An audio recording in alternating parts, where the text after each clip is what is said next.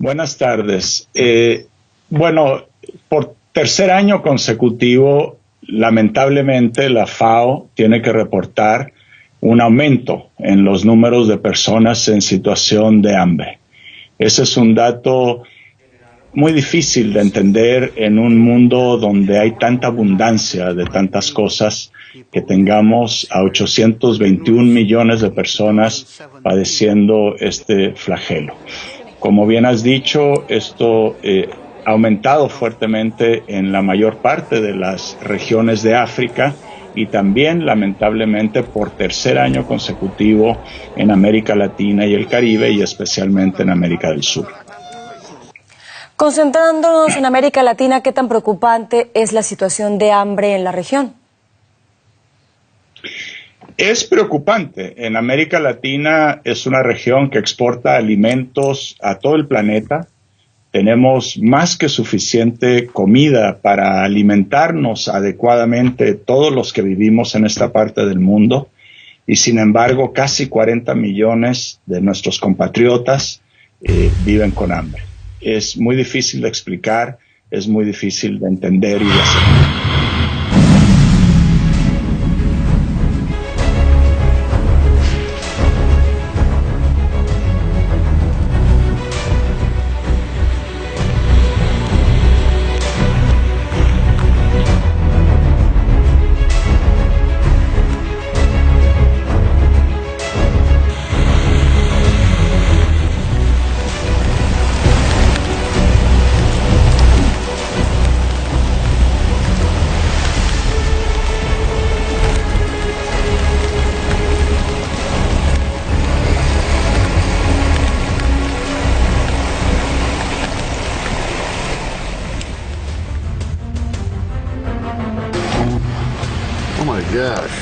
Después de golpear durante la noche, Florence desató toda su furia antes del amanecer.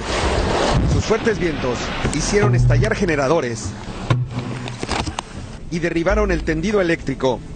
Como se pronosticó, el huracán, con fuerza de categoría 1, entró por Carolina del Norte. Así se vivió la llegada de Florence en Surf City, una situación muy parecida en Sea Breeze. Su ojo tocó tierra a las 7:15 en la ciudad costera de Wrightsville Beach, cerca de Wilmington. Alcanzó ráfagas que superaron las 100 millas por hora. En esta casa, los servicios de rescate trabajaron por horas. Intentaban salvar a 3 personas que quedaron atrapadas.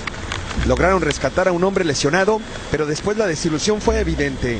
Su esposa y su bebé fueron las primeras 2 víctimas mortales de Florence. En esa zona, muchos pinos enormes fueron derribados por el viento. Uno cayó en la casa de Jeffrey. No hay problema, es material la cosa. Sí. Está asegurada la casa. Otro cayó sobre el auto de Jean-Pierre, quien decidió quedarse en casa y pasó un susto mayor. Como a las 4 de la mañana se cortó la luz también, y ahí es cuando ya empezó como ya a caer un árbol acá, un árbol por allá, después hasta que cayó el árbol encima de mi auto. Muy cerca de aquí está la casa donde perdió la vida la señora con su bebé, y es que Florence partió algunos árboles a la mitad y a otros los arrancó desde sus raíces, y por eso mucha gente hoy agradece que la tormenta haya venido como un huracán categoría 1 y no como una categoría mayor. En el centro de la ciudad, los daños en las estructuras fueron menores, pero el río comenzó a crecer y ya estaba inundando. Como lo advirtieron, las inundaciones comienzan a ser un grave problema y se espera que se multipliquen en las próximas horas.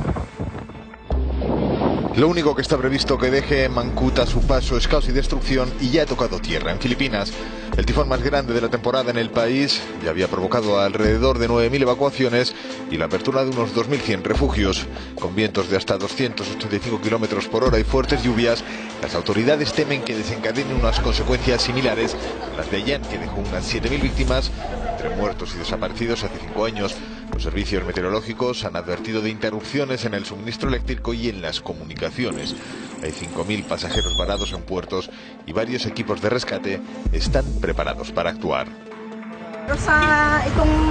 Dicen que este tifón es el doble de fuerte que el último, así que estamos aterrorizados porque no sabemos qué pasará con nuestras casas. El tifón ha golpeado el norte del país y luego se desplazará a la zona del sudeste asiático, donde pasará por China, Hong Kong y Vietnam. En Filipinas, además, se calculan importantes pérdidas en la agricultura, un sector fundamental para el país, por un valor de más de 200 millones de euros, que además podrían dificultar el acceso de la población al arroz. En total se estima que podría haber más de 5 millones de afectados, aunque la Cruz Roja eleva el número a 10 millones, teniendo en cuenta los damnificados por los daños en las cosechas. El pasado mes de agosto fue el cuarto más cálido de la historia. El espesor de la capa de hielo en ambos polos estuvo por debajo de la media. El norte de Europa, Australia y el sur de África vivieron un agosto especialmente seco. Varias regiones de China y la India sufrieron inundaciones. Un tifón mortal causó estragos en Japón y Corea. Y Hawái fue azotada por un tifón tropical. Agosto fue mucho más húmedo que la media en el sur de Europa. En Italia, 11 excursionistas murieron a causa del desbordamiento de un río. Mientras tanto, el calor extremo y la sequía severa de la primavera y el verano provocaron una disminución de las cosechas en el norte de Europa, con la consiguiente falta de pasto para el ganado.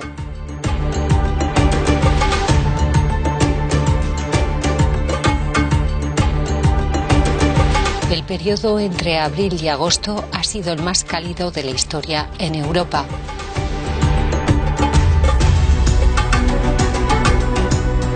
El mes de agosto de este año ha sido el tercero con temperaturas excepcionalmente altas.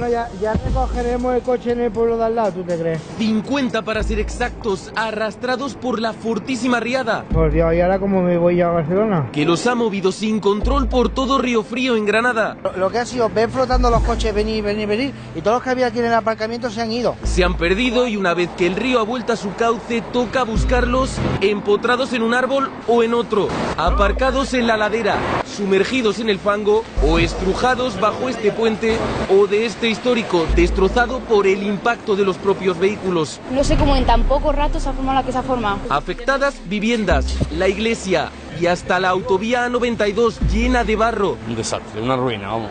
Y al estar junto a ella, esta es su fuente de ingresos, los casi 20 restaurantes anegados. Aquí tenemos nosotros 3 restaurantes, los 3 se las llevamos. Imágenes que se han repetido por gran parte de Andalucía. En las calles de Setenil... Se está levantando toda la calle. Y de Alcalá del Valle, ambos en Cádiz. Mucho susto, mucho. Unas impresionantes tormentas en unos pueblos que tardarán mucho en recomponerse.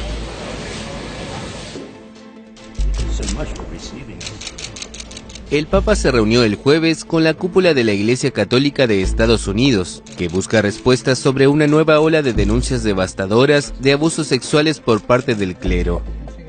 La publicación en agosto de un informe sobre agresiones sexuales relacionadas con clérigos católicos en Pensilvania se sumó a la dimisión en julio del cardenal Theodore McCarrick, acusado de haber abusado en el pasado de un joven de 16 años.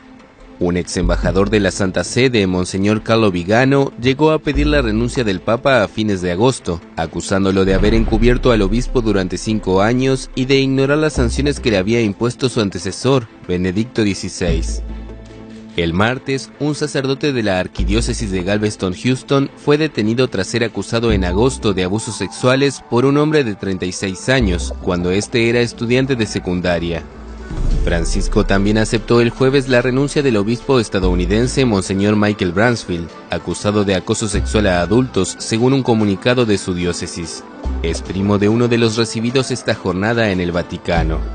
El Papa acaba de convocar a una reunión sin precedentes de los presidentes de conferencias episcopales del mundo entre el 21 y el 24 de febrero de 2019 para abordar el tema de la protección de menores. Chile da un paso hacia adelante en los derechos de los transgénero. El Congreso aprobó el proyecto de ley de identidad de género tras 5 años de debate y una complicada tramitación legislativa. El texto permitirá cambiar de nombre y sexo en las actas de nacimiento a adultos y menores de entre 14 y 18 años con autorización parental. El llegar acá y pedir este derecho para nuestro hijo ha sido todo un camino en que nosotros mismos pudiéramos convencernos de que esto era real, que existía, porque éramos ignorantes igual que todo el mundo. El resultado del voto provocó el rechazo de organizaciones contrarias como el movimiento Acción Republicana. Para las personas transgénero, esta ley supone un avance, aunque no suficiente.